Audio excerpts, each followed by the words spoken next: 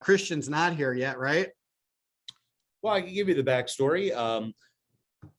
That'd be great. Why don't we get started? And when Christian pops in, he can add some color commentary to what we might already know about his business. You want to describe his company a little bit? Yeah, well, I'll let Christian do the description of his company, but I'll give you the backstory. Is that Christian was, believe it or not, an original Square 2 client 15 years ago. And to show you the power of marketing and, Christian's here, Mike, you should let him in. I see he's raising his hand. Yeah, I see that. So Christian has been a fan of Square 2 since we work with him on his past company, but it's the power of nurture and staying in touch with people, because when Christian had his new startup, we were the first person that he called when it came to engaging for marketing. So that was really awesome, and flattery to our team for doing a good job with Christian's original company, which made him come back again. I'm trying to get him. I just promoted him to panelist. There he is. Christian?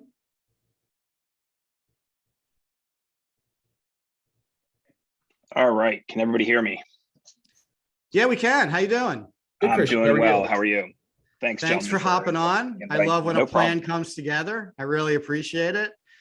So I also really appreciate you letting us talk about healthy. So that's also going to be cool. So I gave a little description here, but I'd really like to hear you share a little bit with the group about what healthy is. And Sure. Then we'll get into your audit a little bit. Absolutely. So our goal is to turn, health insurance on its end. I want to put it on its ass. The bottom line is that there's a tremendous amount of people that don't have easy access to coverage, whether it's part-time workforce, gig workers, association members, faith-based members, and then also having a bunch of people that have limited benefits at their workspace. We wanted to give them another resource to go online and have a traditional online retail experience. And I know that sounds funny to say traditional, but it's fill your cart, check out, and all of a sudden you have coverage. So we're able to build that out. What we're really trying to do is get rid of buyer noise.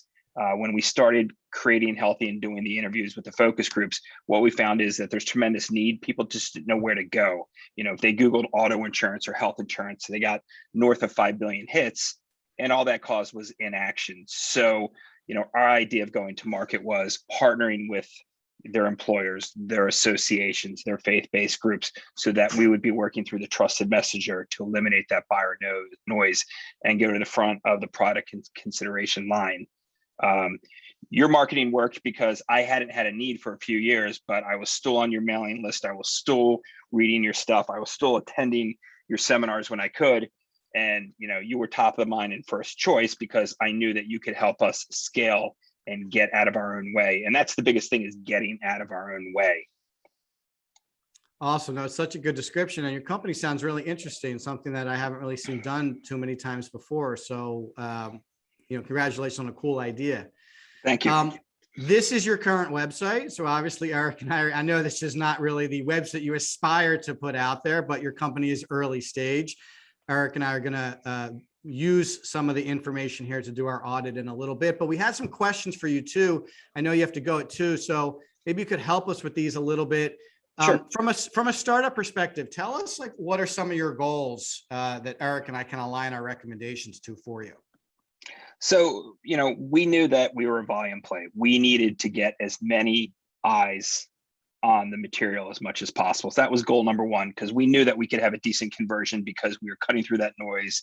We were getting the permission to market to the masses of these different organizations, and we had that trusted messenger on board. So the big goals were scale through lots of people, get the trusted messenger on board from day one, and then push. I want to note that we kind of approach this business like a Baja race, one of those pickup trucks that you throw in the extra tires, the tools, the extra fuel. We wanted to get it on the road, and we would stop and fix on the fly. As long as the customer and user experience was good, no problems. In the back end, we can fix that, but we call this a Baja business. Yeah, that's interesting. Usually we say you want to change the tires while the car is still going 60 miles an hour. You're actually willing to pull over and pull out the gear and change the tires, right? For a little bit, Right. Yeah. Awesome. Good. So tell us a little bit about what maybe has been done to date. Have you done any research, or when was this website, initial website launched? So the site that you pulled up is our sample site for each of our groups that we work with. We create a custom store branded to look like their, their style guide, whatever they're suggesting for us. So we started this in April and we had Healthy live by June, and we're taking orders. So we actually use the Healthy site for smaller businesses that we can't necessarily build a custom site for. So it went real quick and has improved. We went from 15 residential builds out of 21 products to 19 residential builds on the site. And, it's just been, we don't know what we know is the biggest challenge we have right now. Cool. Very good. And I think I have an idea of who your target personas might be, but tell us specifically who you want your marketing to start attracting to the business. So I came up through the benefits business, and traditionally we were selling medical and dental and voluntary and things like that. We wanted to have a tie-in of having a product that everybody had to buy. So technically the target is everybody. There is a product on the store for everybody, but we know that we might pull somebody into the store with the fact that 80% of the time people save on their auto insurance because we quote through 26 different carriers. So we've really kind of taken the Costco approach where I'm coming in for the $5.99 rotisserie chicken or the jumbo roll of toilet paper. And then hopefully based on our ongoing marketing, you're seeing other products that you need and you realize, wow, I've been wanting this. I couldn't figure out how to get this. And then they'll come back to the store and buy. So really anybody, as long as the trusted messenger is supporting the messaging that we're pushing out. Yeah, but let's talk about that trusted messenger, because that's kind of your big play here, right? You're looking for associations, membership organizations, faith-based groups to drive their flock, right, to the product with their blessing that this is something that the group has looked at and said, yeah, this is right for everybody. So that's a slightly different persona than maybe the people who are going to go in and buy products from their stores, correct? Absolutely. You're getting that endorsement, and that Right. makes a big difference. Right. So you're not like, you're like many of our clients, you have two personas that we're really trying to attract: the people that will bless the service, and then the people that are going to go in and then drive some revenue for your providers through the store, correct? Absolutely. And then, you mentioned in the first part of the presentation about the idea of experiment. We built a couple sample stores for specific industry groups, and then we'll try different marketing. It wasn't a huge lift to build the store because a lot of what we're doing is very similar. It's just a matter of changing some coding in the background, but allows us to push certain messaging out to see anything from the messaging to the time of the day that it's sent. So we do have that ongoing, healthy lab type thing, but it's, the feedback we get is, it's very easy to use, and that's great. Now we need you guys to help us find the masses. Right. To make this work, we need to be marketing to 20 million people a month. Right. And I talked a little bit about technology at the end of the last session. So are you considering a tech stack for this revenue growth journey you're about to go on? Yep. So we'll be working with you to introduce HubSpot at a venture I had before. I'm familiar with it. I don't think we integrated it well in the past. So working with Square 2 will put us in a better position to, once again, I understand it. I know what it does. I don't know how to apply it, and then how to make it work across all the different business units within our business. Right. Good. Okay. And talk a little bit about your competition, right? I think maybe there might be some maybe not direct competition, but there's definitely some substitute competition here. Can you talk to the group about that a little bit? Absolutely. I mean, there definitely is competition. We've approached it a little bit differently because we are looking to partner with the gatekeepers of our industry, which are traditionally brokers. They have the relationship with the trusted messengers. So, we've built out a hierarchy of revenue sharing to work with those. So we've noticed that some of our competitions are trying to go direct to the groups or direct to the consumer. And I just can't fight that fight in this environment. There's no reason to challenge the brokerage community when you can be the most non-threatening offering they have, because traditional benefits are very much focused on that full-time employee that's benefits eligible. But I mean, what happens if you're a retailer and you have 800 full-time people and 10,000 part-time? What are you going to do for those part-time people in this very competitive environment for employees? So Yeah, that's they're such out a good there, point. we look at anything that comes our way that we can possibly see, if they have an idea that we can build upon, absolutely. Some have, are prettier than us, but they don't have the functionality. And then others have the functionality, but it's very much a field of dreams. They built something really cool, but they haven't been able to do anything with it because they don't have a way to get it out to the masses. Got it. I want to be sensitive to your time. Again, I know you didn't have a lot of time to give us. What do you think your biggest challenges that Eric and I want to consider as we come up with some recommendations for you? Well, the biggest thing is, having somebody that's going to be able to say, hey, you're really good at this, but you're not so good at that. We practice a very transparent approach in the culture of our organization from day one. But, I need somebody to tap me on the shoulder occasionally and say, okay, you're out of your league here, and that's what I'm looking for here.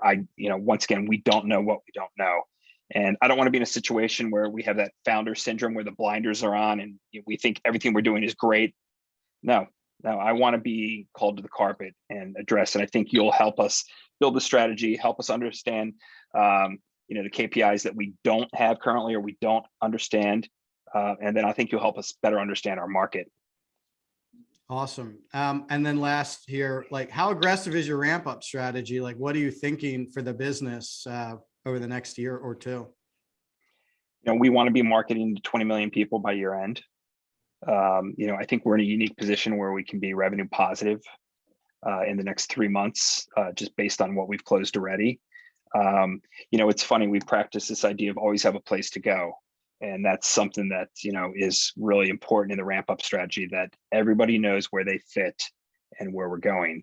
And, there's still some holes in marketing and marketing strategy and advertising and sales. But, we can only get by on our existing relationships for so long. That will only get us so many heads and so many mouths to feed. We need to ramp up that strategy very quickly to gather more heads. Excellent.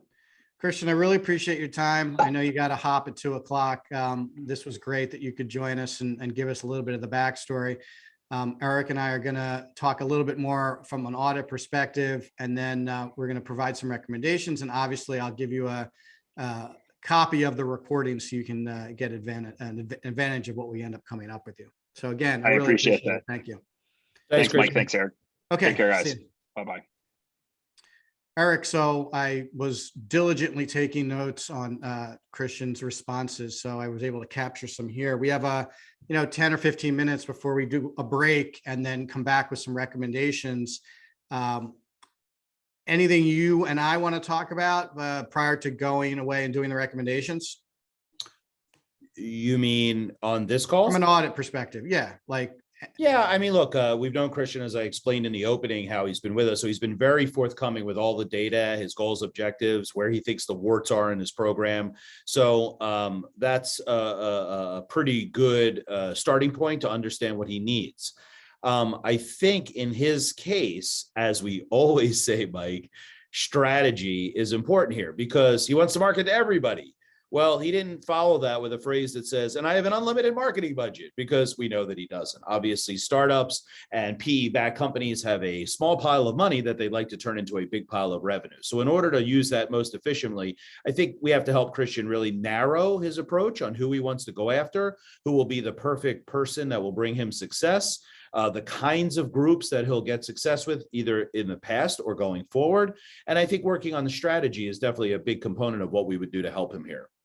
Yeah, he also talked a lot about, advertising and some other tactics that he may be thinking about. And I think there's also going to be a prioritization and a selection process around the tactics too. He's not, like, to your point, he's not going to be able to do everything he thinks he wants to do because he's not going to have the budget for that, regardless of funding sources and friendly investors, right? Nobody has an unlimited amount of money to put into marketing. So, we will have to help him kind of find the right tools and prioritize them accordingly. Yeah, one of the things also that was very poignant in what he reflected on was that he doesn't know what he doesn't know. Now, what's interesting is in talking to him previous to today's meeting, he really shared some of his very interesting clients. Like he landed a giant church with 7,000 members. And the pastors were very concerned about making sure that the people in the congregation were covered. And all they did was listen to how Healthy can help them set up a program that anybody in the congregation can order an insurance product at a really steep discount. And the kicker is that Christian's organization will then give a portion of those proceeds back to the church to fund other programming. It's literally a no-brainer for leadership to get involved. He also will create, and you saw that very basic website, a website for people to go to that's co-branded with the church's logo and information that people feel safe, like, oh, if the church blesses it, it's okay. And he is literally signing up new clients from this congregation on a regular basis. The second scenario he shared with us was they went to a teachers union, a really large teachers union. Now, teachers, don't forget, they get great benefits to begin with, but they don't get a lot of like voluntary benefits, things like pet insurance or extra vision for their family. Yeah, or even like a good deal on auto, like that doesn't That's come exactly along. right. Right. So here it was another no-brainer. Hey, let me contribute back to the teachers union if you allow teachers to access this, and everybody benefits. Now you can see those are two really interesting stories about how he helped people, which are in no way reflected on his website. So this kind of conversation about pulling out all these differentiators, or as we call them, remarkables, and helping them rise to the top as part of their strategic messaging package is a big first step for Christian. He really has an innovative company, but it's not really reflected in the messaging or the storytelling on the website. Yeah, it's a good point. He has a bit of an advantage in that he's built some remarkable pillars into his business. We're going to have to help him, as we like to say, pull them out, polish them up, and present them to the public so that everyone can look at them and be like, yep, that's for me. That's for my friend. That's for my sister. That's for my, pastor at my church. That's for my association that I'm also a part of. I think he has some of that going for him that not every business does. Again, that's just kudos to him, and something we'll have to spend a little less time trying to, move him in the direction of being remarkable. He's already thinking, how is my business going to be remarkable? And that's a pretty big positive. Yeah, so there's two buckets here, right? First, we have to sell to the organizations or the agencies or the firms that he's pitching, right? But then he doesn't make any money off of closing the deal. He only makes money if there's more heads on the machine, or in other words, members of that organization or congregants in that church actually buy something. So what they're doing now is they're piecemealing together a little bit of a promotional package and a really, really basic page on their website to sell that. And what we talked about was, here's an opportunity to provide an amazing experience for the targets of the folks that he wants to purchase. They didn't sit down and think through, well, what is the experience like? I've been a member of my church for 10 years. I now have an opportunity to engage in a product that my church blesses. What is that going to feel like? What is my experience going to be like? And because he's signing up people at such a fast pace, how can I replicate that for the next person coming so that the program is scalable by definition? So he's not thinking big term on that. He's thinking like, oh, if we got someone, we'll quickly throw together something. But yet, if they want to make money, they got to make that experience so remarkable that people not only buy, like you said, the discount auto, but they get some Aflac over here, it's a prepaid legal over there, and all of a sudden you have a really nice revenue stream coming in from those policies that those folks have purchased. So, segmenting it into two buckets, how do we sell more organizations, and then how do we sell to their members, is also a strategic move that I think is important for him to consider. Agreed. Good.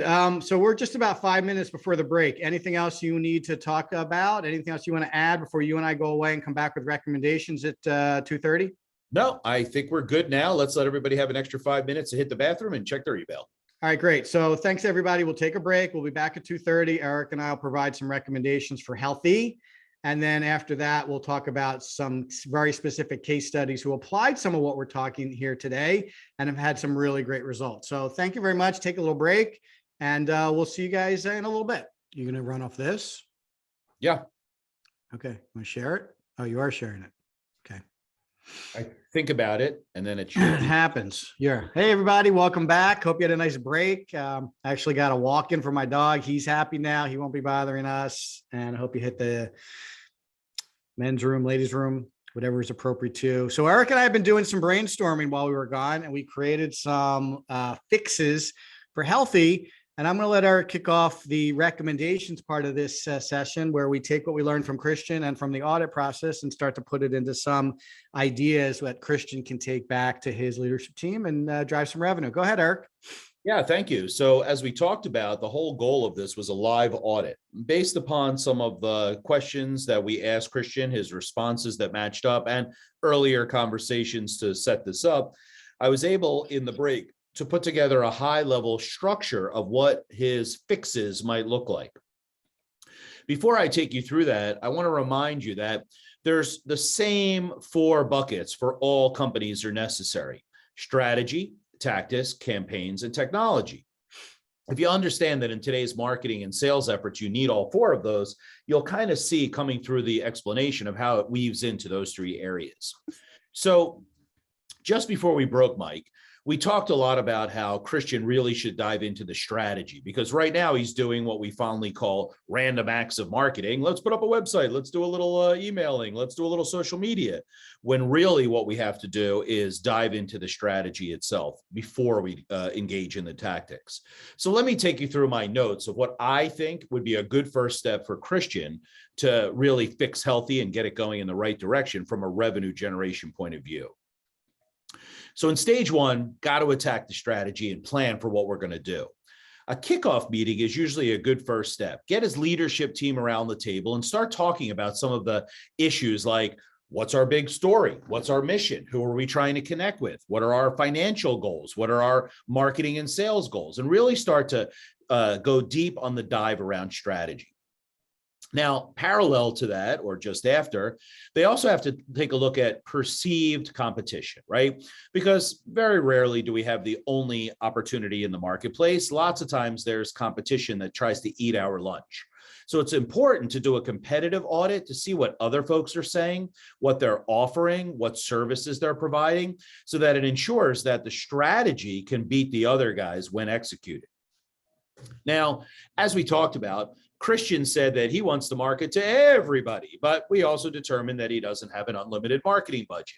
So the next step would be not only to look at the clients that he wants to attract. Remember, there's 2 buckets. There's the people that are contracting with him on behalf of the organization, and then there's the members of the organization that have to buy insurance products. So there's at least 2 personas there that we have to dive into. Each one of those requires what we call a buying cycle framework. And that's just simply charting out the experience that they're having as they go through the healthy marketing and then sales process. That buying cycle is super important and a step that most companies miss or discount. It's really standing in the shoes of those buyers and giving them the experience that they want and need in order to buy your products or services. So in this case, I think it's really important to give the leaders of the organizations that he's pitching a good experience, but even more so the individual members, so that they buy lots of stuff and feel safe enough to get out their credit card. That really cascades down into the big story, right? Now that we know who we're targeting, what story are we going to tell them? And how is that story differentiated from the competition that we looked at in the competitive audit? Once again, I don't mean this is what we do for a living, but I mean the bigger story. Let's start a movement. Let's create a revolution. Quick story is one of our favorite clients, Arbil, who does safety products. One of their biggest stories is we send everyone home safe each night. And that's a lot more powerful than take 10% off your hard hats and work gloves today only. After that, we would now have a good semblance of the strategy. Then I would encourage Christian and his team to get out all the content that they currently have on the kitchen table, sort through it. Based upon that buying cycle framework, there must be some pieces we could repurpose, but maybe it shows that there's gaps in other parts of the buying cycle framework that we have to fill in with new pieces of content. So reviewing the content and then having a strategy around which content we need to create would be the next important step. And just to make sure we're clear, content could be everything from website copy to white papers to tip sheets, videos, infographics, webinars. All of those are important pieces of content to tell the story and establish the fact why healthy is the obvious choice to do business with. Also, remember, people are searching for insurance. It's an expensive product. It's sometimes a bit challenging and complex. So making sure that we're found online would be a next good strategic step for Christian's company. And that's why I recommended an SEO review and a keyword strategy enhancement, just to make sure that when people are looking for healthy, they get found and they can start a conversation. And then finally, as you identified, Mike, in a very polite way, that website was not quite up to the standards that we need to have someone go, wow. So a website user experience and technology audit would look at the current website and give us some options on what we could do to make that website really remarkable. Now, there are other things. There's other nice to haves that I could have put in here, but all I want to do is make sure that we're capturing all the must haves. And these seven things that you see under the strategy component are really necessary in order to drive the program forward. Now that we have the great strategy, we can let that cascade into the foundational tactics, all the basic building blocks of a good sales and marketing program that we need no matter what in order to engage with people. Now, remember, this is also focused on at least two groups: the leaders of the organizations that contract with Healthy and the members who buy Healthy's products. The first thing we got to do without a doubt is enhance that website. That website does not live up to the remarkable story that the Healthy team is telling, and we have to make sure there's a perfect match between their fabulous inside reality and the outside perception that the world sees. Then got to sprinkle in a little technology. Remember, that's one of our four big pillars, right? So HubSpot would be the recommendation here. And even Christian said, I experienced it before and liked it. I would like to go for it again. So we got to put HubSpot up. I think in this case, we're going to go for three basic areas of HubSpot: the content management system to manage their website, the marketing hub to engage with some prospective clients, and the CRM to keep track of all their sales opportunities. Then, knowing that we went a little deeper on this with Christian previously, he has really no good content. So we're going to start out here with 5 pieces of content. 2 pieces of early journey content to give basic information and education. We're going to go 1 piece of middle of the buyer's journey. That's typically going to be a webinar comparing them against other options. And then at the end of the journey, we want 2 good ways to engage with people so they can start a conversation around working together. What those pieces of content, I don't know yet, because we haven't done the content strategy that we mentioned in the strategy section. Now, just because someone comes to your website and gives up their contact information in exchange for a piece of content, that's not enough. We have to keep nurturing them. But in other words, dripping on them with a multi-step email campaign to kind of work in the background to build a case why someone should engage with Healthy. So I put in here to develop some nurture campaigns that would be follow-ups that would be automated to people that have engaged with the company before. Also, those are people that are coming in.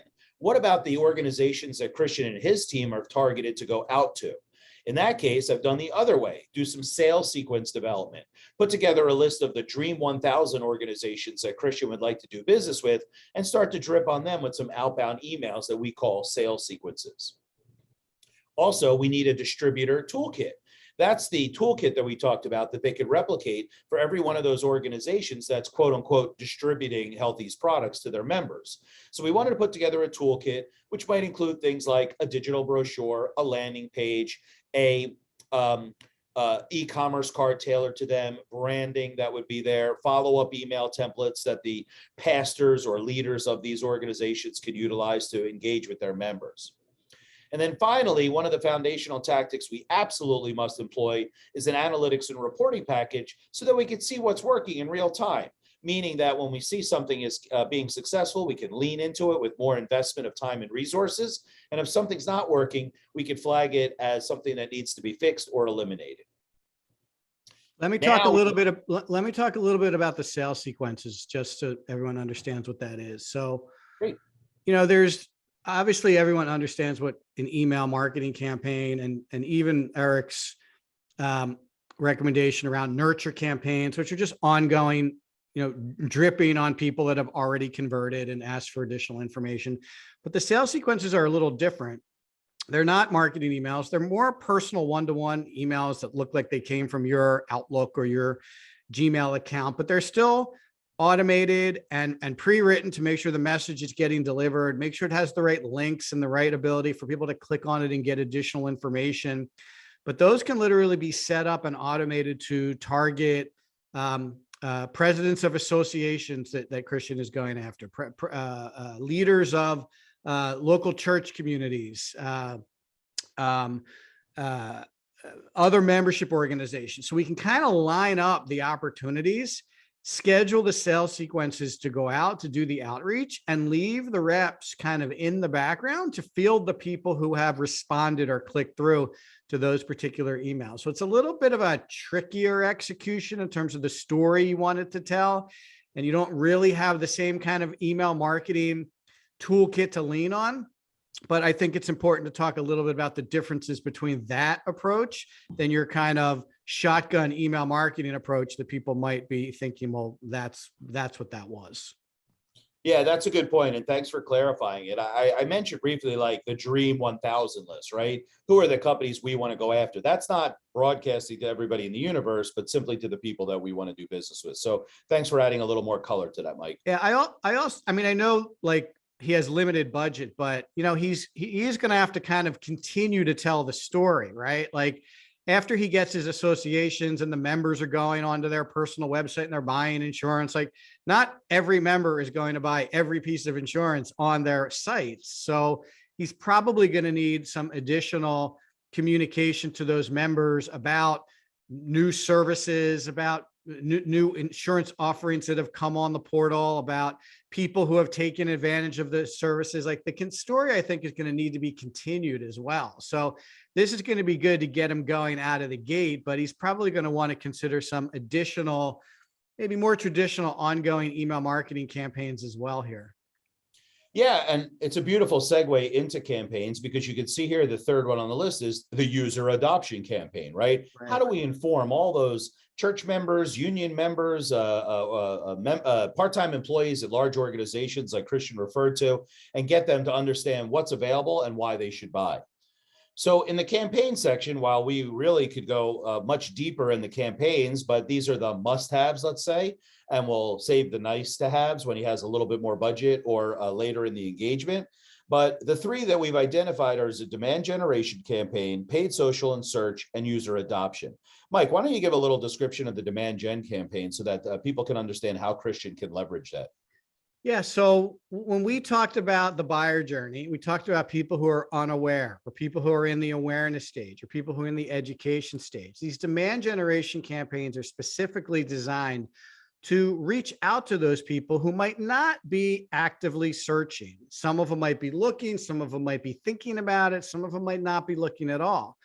But these are the campaigns that help build his brand, help introduce his service to the appropriate people, help put him in front of the audience he needs to be in front of. And it might not all be, you know, traditional paid search or paid social. There's a ton of opportunities to do some affiliate marketing where he could potentially find like the group of association managers, right? Where you have managers from lots of associations who are in a group together. He may decide to go to that group and say, hey, I'd like to share some content with them, some educational information, and along the way, introduce them to this opportunity called Healthy. So when it comes to demand gen, it's really about thinking about where your audience is and how you can go proactively and get in front of them. You know, there could even be potentially some events that he wants to consider as well, where those people might be. Even if he went to the, I don't know what this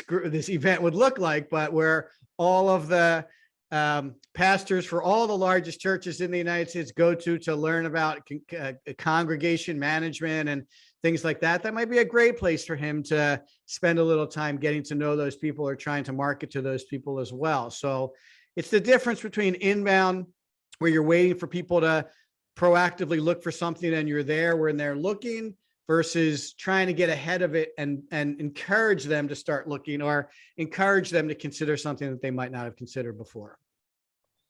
Great description, Mike. And then just to round it out, because we talked about user adoption and Mike just explained demand gen, now we're on to some paid social and search campaigns. Once again, do not mean shotgun, I mean rifle.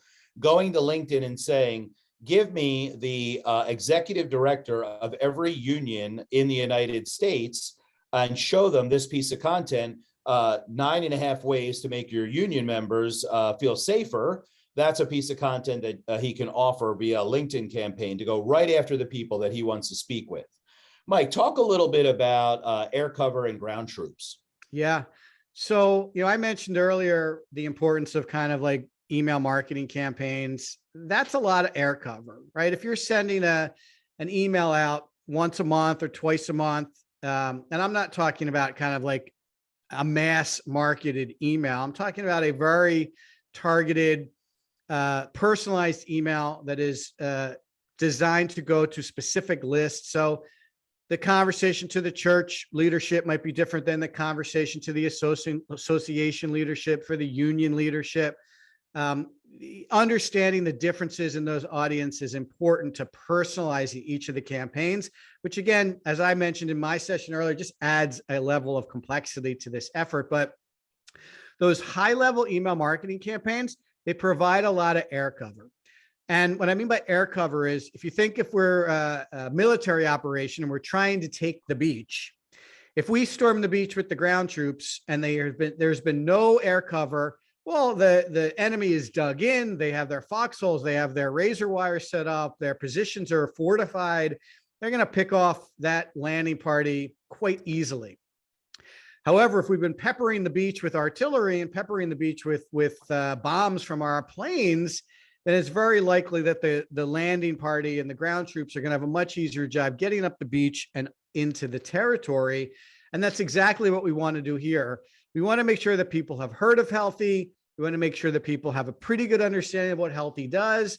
Again, they may not have looked at it. They may not know that it's exactly for them, but the more comfortable they are with Healthy, the easier it's going to be for some of these more targeted campaigns, some of the paid programs.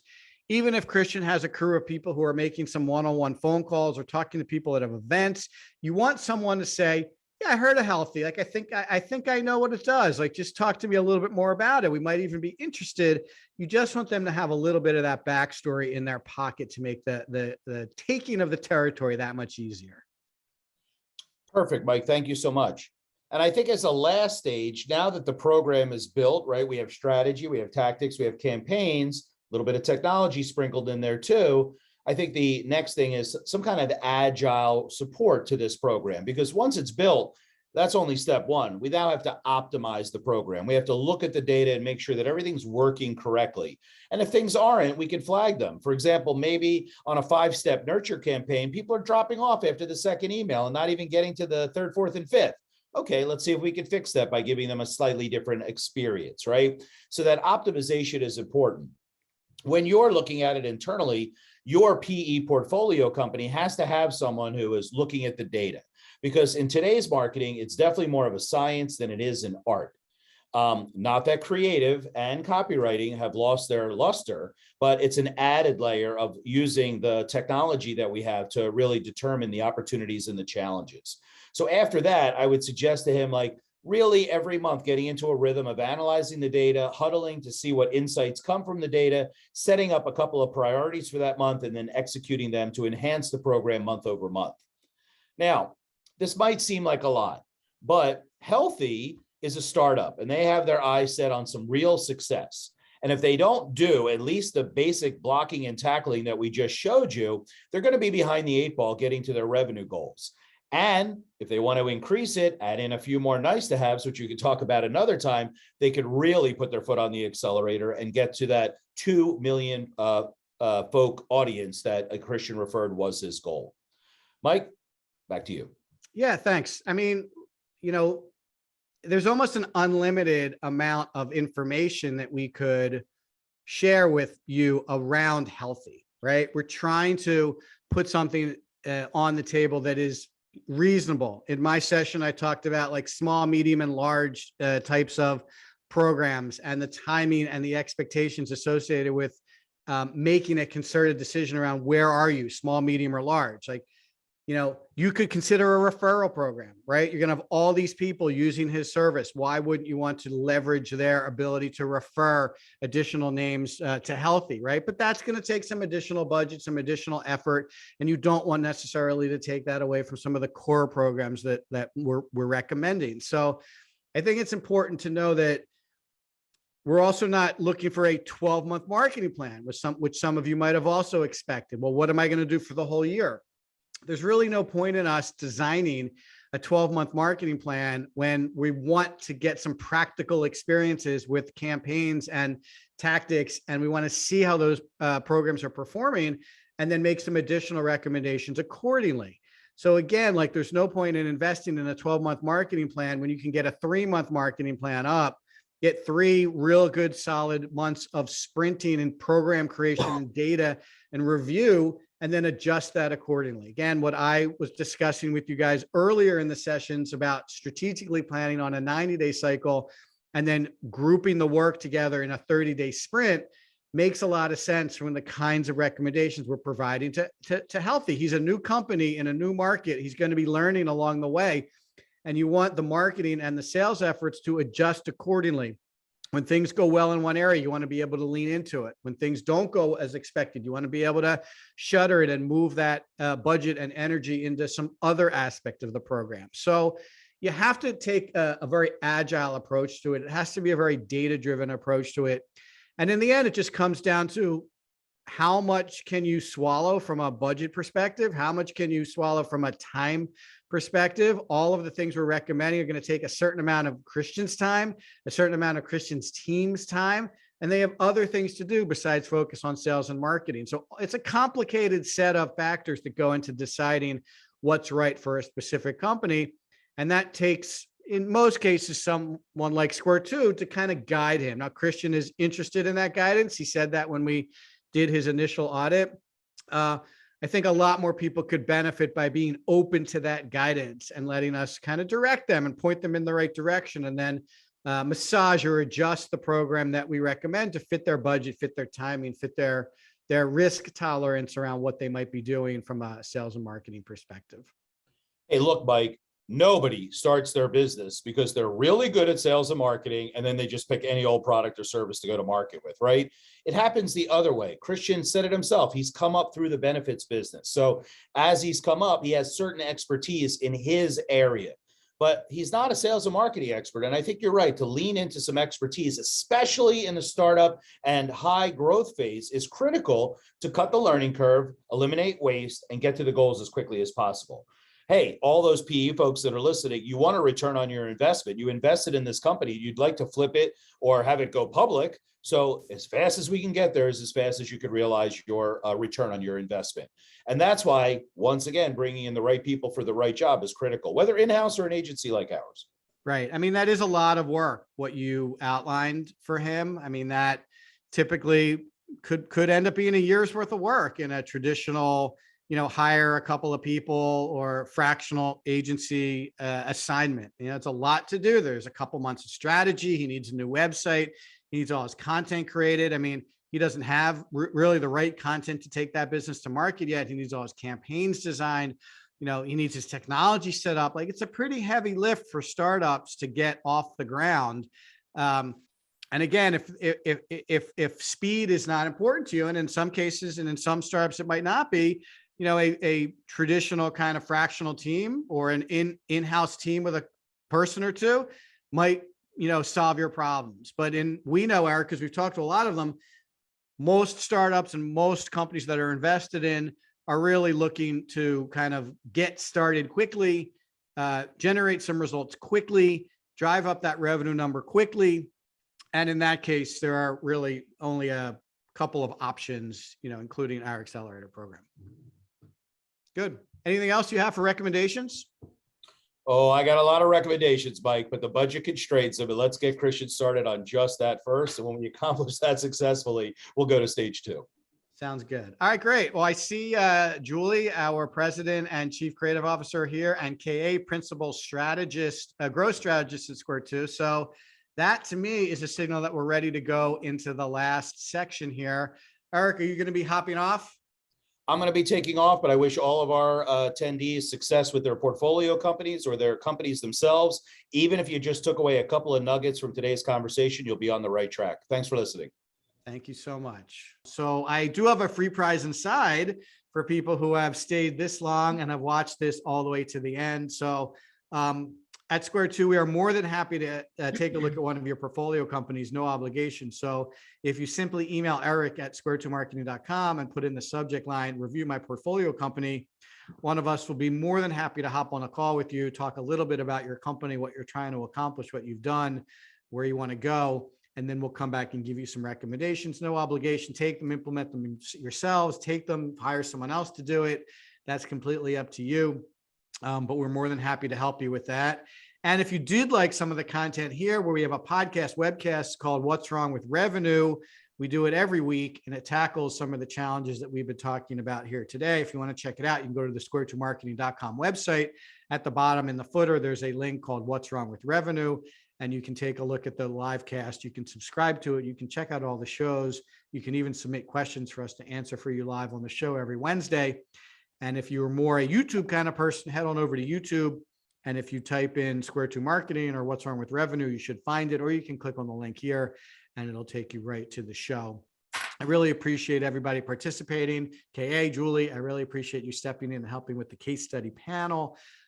I think it's been a great event. I hope everyone who listened to it or is going to listen to it on demand also feels the same way. Again, thanks so much for attending. You guys have a good rest of your day, and we'll talk to you all soon. Thank you.